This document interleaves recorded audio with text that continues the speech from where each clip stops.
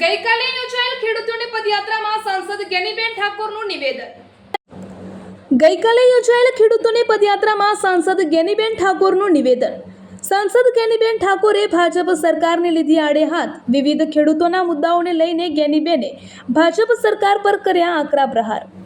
ખેડૂતોને અપીલ કરી કે બાજુના રાજ્ય રાજસ્થાનની જેમ 5 વર્ષે સત્તા પરિવર્તન કરવું જોઈએ.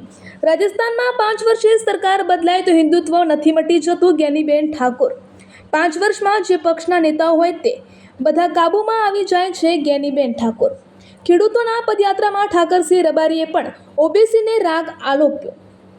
ઓબીસી સમાજ સાથે અન્યાય થઈ રહ્યો હોવાનો રાગ આલોપ્યો. લિખિત પરીક્ષાઓમાં સફળ થયેલા ઓબીસી વિદ્યાર્થીઓને ન્યાય નહીં મળી રહ્યો. આડકતરી રીતે હસમુખ પટેલને આડે હાથ લઈ ઠાકરસિંહ રબારીએ ઓબીસી બચાવનું આહવાન કર્યું. હસમુખ પટેલ 40 માંથી 30 માર્કની 20 મૂકે અને પાટીદાર ના હોય તો 40 મૂકે.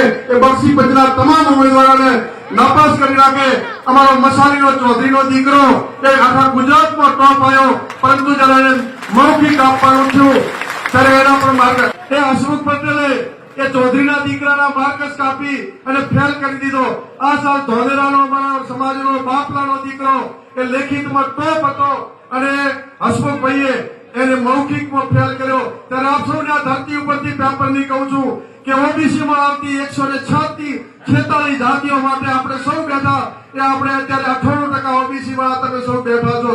ત્યારે ઓબીસી માટે અવાજ ઉપાડી મોંઘીલાલ હોમાભાઈ ગુલાબસિંહ બધાને કહું છું કે ઓબીસીના દીકરા દીકરીઓને લેખિત પરીક્ષામાં આ વિસ્તારના દીકરા દીકરીઓ પોલીસની ભરતીમાં દોડીને મેદાન પાસ કરતા એના દોડવાના ગુણ આવતા એ હસમુખભાઈએ કાઢી નાખ્યા. કેમ કે બનાસકાંઠા કચ્છ વિસ્તારના દીકરાઓ આપણા ખેડૂતના દીકરા છે. એ ખેડૂતના દીકરા દોડે અને પાસ થાય તો દોડના પોલીસની ભરતીના મેદાનના ગુણ કાપી નાખ્યા. આપણને આવી ઘણી બધી ખબરો નથી હોતી. ત્યારે આપ સૌને ટૂંક સમયમાં બધા કહે છે એક બક્ષી પંચ બચાવો આંદોલન છેડવાનું છે કે જે બક્ષી પંચના દીકરાઓને ન્યાય થાય છે. એ શબ્દ સાથે બોલો રામેશ્વર મહાદેવ કી હર ભોલે મહાદેવ કી.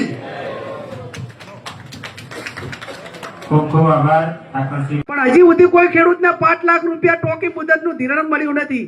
વાત સાચી ખોટી? હવે એ સંસદમાં બોલીને નથી પાલન થતું, પણ સભાઓમાં તો વાત જ જા રહી એમ.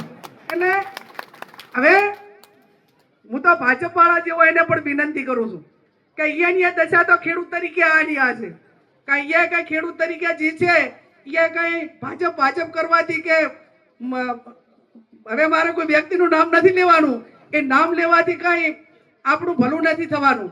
પણ સમય વર્તે એ પરિવર્તન એ સંસારનો નિયમ છે અને એકાદ વખત પરિવર્તન લાવીને તમને જૂનું એમ લાગતું હોય ને ભાગડી વાળા ડોહા છે એમ કહેતા હોય કે કોંગ્રેસની સરકાર હારી હતી, એવું ચાહે તો આ દવૈયાને ઘંટિયાના મોઢેથી સાંભળવા મળતું હોય તો એકાદ વખત પરિવર્તન કરીને ખેડૂતોના હિતમાં, વિદ્યાર્થીઓના હિતમાં, મહિલાઓના હિતમાં અને આ મોંઘવારીમાંથી તમે એમ જુઓ કે ડીઝલના હો, પેટ્રોલના હો, આમ તો અહીં પહેલા તો ભાષણ થતા હતા કે કોંગ્રેસની સરકારે તો 54 રૂપિયા ડીઝલના કર્યા, પણ કેટલા વરમાં 60 વરમાં, અને તમે તો 11 વરમાં 50 રૂપિયા દડાયા લીટરે. ઓલા 60 વરમાં 54 રૂપિયા 50 થયા અને આના 11 વરની અંદર કેટલા 50 રૂપિયા થયા. આજથી 15 વર્ષ પહેલા 10 વર્ષ પહેલા યુરિયા ખાતરની થેલી કેટલા મળતી હતી, ડીએપી ની થેલી કેટલામાં મળતી હતી? તમને બધાયા તમે ખેડૂતો ઘણા આમ 20, 25, 50, 100 વર્ષ તો થઈ ગયા નથી. એટલે આજે આ ખેડૂતો માટે કરીને હવે અમારી પાસે તમારા આશીર્વાદ થકી ભગવાનને પ્રાર્થના કરવાનું વધ્યું છે. એટલે આ 22 કિલોમીટર તમારા માટે ચાલીને આવ્યા ગુલાબભાઈ.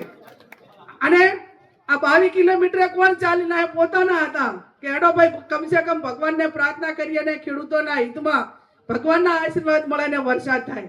ત્યારે સૌ આવનાર સમયની અંદર જે ખેડૂતોની વાત હોય, આ વિસ્તારની વાત હોય, ભાઈચારાની વાત હોય તો બધા જ એક થઈ અને ભાઈચારાની ભાવના રાખીને આ વિસ્તારનું કલ્યાણ થાય.